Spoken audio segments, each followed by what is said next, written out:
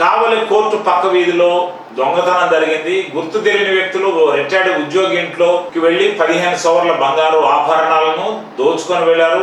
ఈ సంఘటనపై స్థానికులు పోలీసులు ఫిర్యాదు చేశారు. ఈ మేరకు పోలీసులు రంగప్రవేశం చేసి కేసు నమోదు చేసి దర్యాప్తు ప్రారంభించారు.